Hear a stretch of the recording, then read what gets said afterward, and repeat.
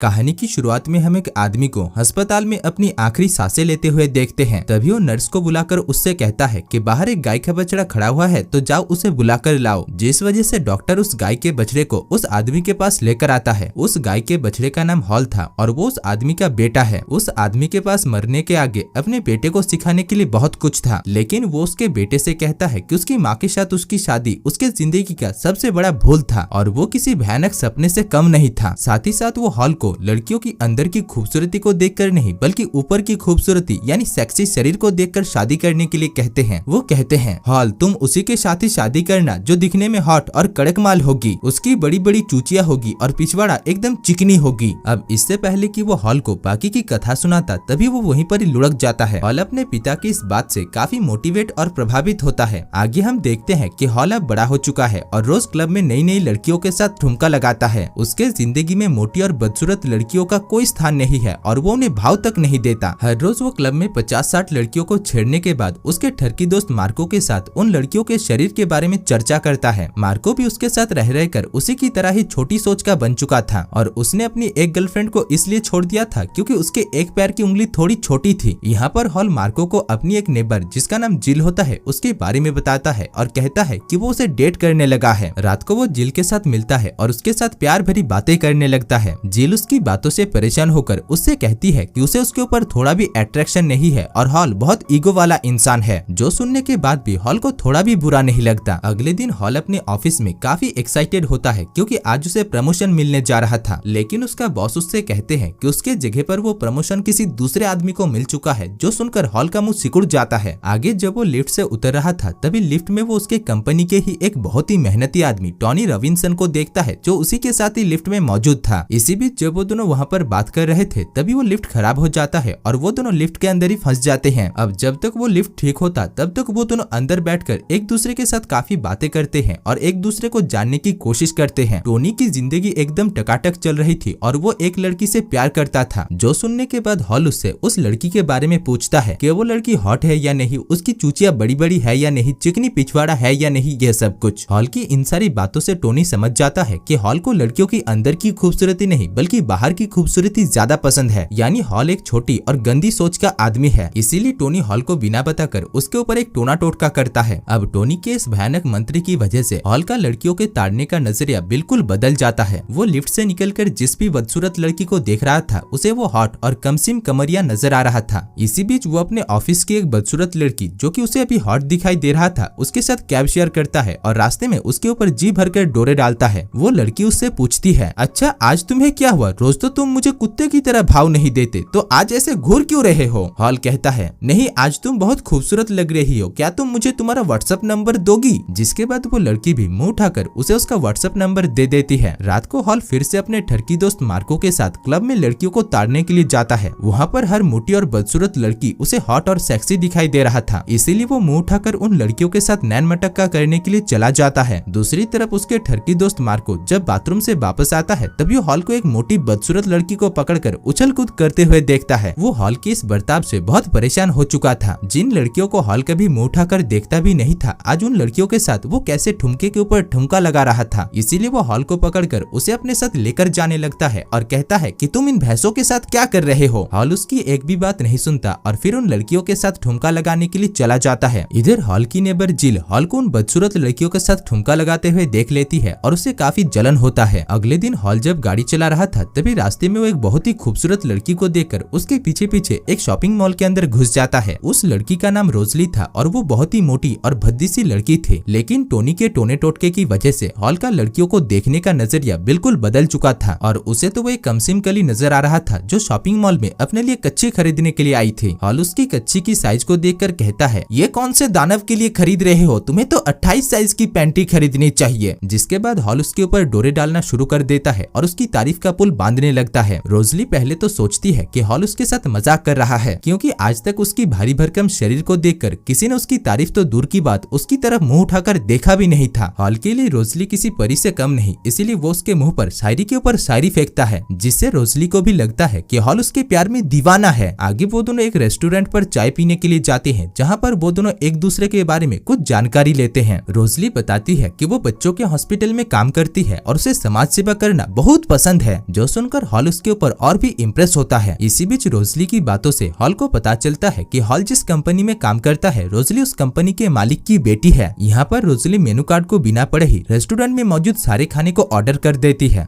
जो देखकर हॉल बहुत हैरान होता है क्योंकि उसने आज तक जिन लड़कियों को डेट किया था वो रेस्टोरेंट पर सिर्फ चाय या फिर सैलाड ही ऑर्डर करती थी। खैर इसी बीच रोजली जिस कुर्सी पर बैठी हुई थी वो कुर्सी अचानक पिचक जाती है। ये देखकर हॉल वहाँ के मैनेजर के ऊपर चाइना कंपनी के कुर्सी इस्तेमाल करने के लिए भड़क जाता है, जबकि इस घटना का पूरा दोष कुर्सी के ऊपर नहीं बल्कि कुर्सी के ऊपर बैठी हुई उस भारी भरकम महिला की थी। खैर डेट के बाद हॉल रोजली को उसके साथ अगले दिन फिर से डेट पर चलने के लिए पूछता है, जिसमें रोजली भी मुंह उठाकर हाँ कह देती है। अगले दिन हॉल अपने साथ अपने ठरकी दोस्त मार्को को भी रोजली के साथ मिलने के लिए लेकर आता है। मार्को वहाँ पर रोजली की भारी भरकम शरीर को देखकर हॉल को उससे दूर रहने के लिए कहता है और उसे गेंडा कहता है, लेकिन हॉल तो रोजली के प्यार में बावला हो चुका था, इसीलिए वो अपने ठरकी दोस्त मार्को की एक भी बात नहीं सुनता। आगे रोजली हॉल को बीमार बच्चों को दिखाने के लिए हॉस्पिटल में लेकर जाती है। वहाँ पर सभी बच्चे बीमार, अपाहिज, अपंग थे, लेकिन हॉल को वो सभी बच्चे बहुत ही खूबसूरत और प्यारा दिखाई दे रहा था, इसीलिए हॉल उनके साथ उछल कूद करने लगता है। रोजली जब हॉल को उन बच्चों को प्यार करते हुए देखती है तभी वो हॉल के ऊपर और भी इम्प्रेस हो जाती है। हॉल जब रोजली को अपने घर लेकर जाता है तभी उसकी नेबर जिल हॉल को उस भारी भरकम रोजली के साथ देख लेती है। जिल हॉल से पूछती है, हॉल इसे कहाँ से उठाकर ला रहे हो तुम? जिसमें हॉल जिल से कहता है कि वो उसकी सपनों की रानी यानी उसकी गर्लफ्रेंड है, जो सुनकर जिल को बहुत जलन होती है। इधर हॉल रोजली को उसके घर आने के लिए कहता है, लेकिन रोजली उसके साथ उसके घर जाने से मना कर देती है क्योंकि अकेला पाकर हॉल क्या पता उसकी पैंटी उतार दे। हॉल यहाँ पर उसे बहलाने फुसलाने की बहुत कोशिश करता है, लेकिन वो मुंह फुलाकर वहाँ से चली जाती है। अगली सुबह रोजली उससे मिलने के लिए उसके घर पर आती है क्योंकि उसे भी पिछली रात के उस करतूत से बहुत बुरा महसूस हो रही थी। इसके बाद से वो दोनों कई बार डेट पर जाते हैं और एक दूसरे के साथ रहने लगते हैं। वो दोनों एक साथ चप्पू भी चलाते हैं, जिसमें रोजली के भारी भरकम शरीर की वजह से चप्पू 45 डिग्री एंगल पर झुका रहता है। आगे एक दिन रोजली हॉल को अपने साथ अपने घर पर लंच के लिए लेकर जाती है, जहाँ पर हॉल रोजली की पतली माँ को एक गलत शब्द कह देता है। वो कहता है कि रोजली को उसकी हॉट फिगर उसकी माँ से मिली है। खैर खाना खाने के बाद हॉल जब रोजली के पिता के साथ अकेला बैठा होता है तभी रोजली के पिता उससे कहते हैं, हॉल सच बताओ, क्या तुम रोजली से प्यार करते हो या फिर कंपनी में प्रमोशन के लिए उससे प्यार करने का झूठा नाटक कर रहे हो? जो सुनकर हॉल उनसे कहता है, नहीं ससुर जी, मैं रोजली से सचमुच प्यार करता हूँ और मैं उसकी पैंटी उतारना चाहता हूँ। जो सुनकर रोजली के पिता चुप हो जाते हैं। उसी रात हॉल रोजली को अपने घर लेकर जाता है, जहाँ पर रोजली काफी नर्वस थी, लेकिन हॉल यहाँ पर उसकी मनोबल को बढ़ाता है और उस रात वो उसकी पैंटी उतार कर ही छोड़ता है। अगली सुबह जिल रोजली को हॉल के घर से बाहर निकलकर जाते हुए देखती है और समझ जाती है कि कल रात हॉल के कमरे में क्या कुछ हुआ होगा। अब हॉल का एक ऐसी बदसूरत लड़की को प्यार करना जिल के ईगो को हर्ट कर रहा था, इसीलिए वो ज्यादा देर ना करते हुए हॉल के ऊपर डोरे डालना शुरू कर देती है। वो रात को हॉल को उसके साथ वीडियो गेम खेलने के लिए इनवाइट करती है, लेकिन हॉल उसकी इनविटेशन को रिजेक्ट कर देता है, जो सुनकर वो बहुत हैरान हो जाती है। इधर हॉल का ठरकी दोस्त मार्को भी हॉल को एक मोटी लड़की के साथ देखकर हैरान में पड़ चुका था। वो हॉल से पूछता है कि वो कैसे इतना बदल गया, जिसमें हॉल उसे उस दिन उस लिफ्ट में हुई इंसिडेंट के बारे में बताता है और टोनी रॉबिन्सन के बारे में भी बताता है। ये बात सुनकर ही मार्को मुंह उठाकर टोनी रॉबिन्सन के पास पहुंच जाता है और उससे पूछता है कि उसने उसके दोस्त हॉल के ऊपर क्या टोना टोटका किया है, जिसमें पहले तो टोनी उसे कुछ भी नहीं बताता, लेकिन उसके बार बार गिड़गिड़ाने की वजह से वो उसे उस टोने टोटके के बारे में बताता है जिसको उसने उस दिन लिफ्ट में हॉल के ऊपर किया था। साथ ही साथ वो उसे उस टोने टोटके से बचने के लिए एक उपाय भी बताता है और कहता है कि उसे बस हॉल को सैलो हॉल 3 बार बुलाना पड़ेगा और इसको बोलते ही वो टोना टोटका एकदम खत्म हो जाएगा। दूसरी तरफ हॉल रोजली के साथ पिज्जा बर्गर खाने के लिए एक रेस्टोरेंट पर आया हुआ होता है। वो दोनों जब वहाँ पर बात कर रहे थे तभी फिर से रोजली की वजह से और एक कुर्सी टूटकर बिखर जाता है। इस चीज से हॉल उस रेस्टोरेंट के मैनेजर के ऊपर बौखलाकर उसे गालियां देने के लिए जाता है। इसी बीच उसे उसका ठरकी दोस्त मार्को कॉल करके शैलो हॉल कहने के लिए कहता है और हॉल भी ये शब्द कह देता है। अब कॉल को खत्म करके वो जब पीछे की तरफ देखता है तभी उसे कहीं पर भी रोजली दिखाई नहीं देता, क्योंकि अब उसके लड़कियों को देखने का नजरिया बिल्कुल बदल चुका था। इसीलिए वो रोजली जो कि अभी मोटी हो चुकी थी उसे देखकर पहचान नहीं पाता। इसी बीच उसका ठरकी दोस्त मार्कोस के पास आकर उसे अपने साथ लेकर जाता है और उसे सारी राम कहानी बताता है। ये सुनकर हॉल को अपने दोस्त की बातों पर भरोसा नहीं होता। तभी उसे वही लड़की देखने को मिलता है जिसके साथ उसने मूवी की शुरुआत में गाड़ी शेयर किया था। उसका मुंह देखकर ही हॉल का शक यकीन में बदल जाता है कि जरूर उसके ऊपर कोई टोना टोटका हुआ था, क्योंकि उस दिन वो लड़की बहुत खूबसूरत थी और आज उसका मुंह किसी चाय के पतीले के जैसा ही था। अब इस चीज से हॉल काफी पैनिक हो जाता है और वो रोजली को वहीं पर ही छोड़कर वहाँ से 9-2-11 हो जाता है। इसके बाद से वो कुछ दिनों तक रोजली से नहीं मिलता और काम पर भी बिजी रहता है। एक दिन उसकी कजन जिल उसे उसके साथ एक रेस्टोरेंट पर खाने के लिए लेकर जाती है, जहाँ पर वो उससे कहती है कि वो उसके बदले हुए बर्ताव की वजह से उससे प्यार करने लगी है, जो कहकर वो उसका हाथ पकड़ लेती है। हॉल को यहाँ पर एहसास होता है कि वो जिल से नहीं बल्कि रोजली से प्यार करने लगा है। तभी उस रेस्टोरेंट पर रोजली भी अपना सड़ा हुआ मुंह और अपने फैमिली के साथ पहुंच जाती है और वो हॉल को एक पराई औरत के साथ हाथ पकड़कर गुलुलुलु करते हुए देखकर बहुत दुखी हो जाती है। हॉल उसके पास से होकर ही गुजरता है, लेकिन वो उसे पहचान नहीं पाता। दरअसल हॉल रोजली को ही कॉल करने के लिए जा रहा था। खैर यहाँ पर वो उसे कॉल करके फिर से बहलाने फुसलाने की बहुत कोशिश करता है, लेकिन रोजली को उसकी काली सच्चाई के बारे में पता चल चुका था, इसीलिए वो उससे ब्रेकअप कर लेती है। आगे हॉल रोजली से मिलने की भी बहुत कोशिश करता है और उसके हॉस्पिटल पर भी जाता है, लेकिन रोजली उसके साथ मिलने से इनकार कर देती है। इसी बीच एक दिन हॉल को पता चलता है कि उसके ठरकी दोस्त मार्को के पीछे एक पूछ है जिसको ऑपरेशन करके बाहर निकाला नहीं जा सकता था, इसीलिए मार्को अपनी गर्लफ्रेंड को बिना किसी वजह से छोड़ देता था। हॉल यहाँ पर मार्को को उसके इस पूछ को गॉड गिफ्टेड कहकर उसे मोटिवेट करता है। आगे हॉल रोजली से मिलने के लिए उसे ढूंढते ढूंढते एक पार्टी में पहुंच जाता है, जहाँ पर वो उसे उसकी दिल की बात बताता है। रोजली पहले तो उसकी बातों पर भरोसा नहीं करती, लेकिन वो भी उससे बहुत प्यार करने लगी थी, इसीलिए वो मान जाती है। यहाँ पर वो दोनों एक दूसरे की चुम्मी लेते हैं और हॉल रोजली को गोदी में भी उठाने की कोशिश करता है, लेकिन उससे जब ये नहीं होता तब उल्टा रोजली ही उसे गोदी में उठाती है। दूसरी तरफ मार्को ने भी अपने लिए एक लड़की का जुगाड़ कर लिया था, जिसको उसके पूछ से कोई भी दिक्कत नहीं थी। और दोस्तों इसी के साथ ही इस मूवी की कहानी भी समाप्त हो जाती है।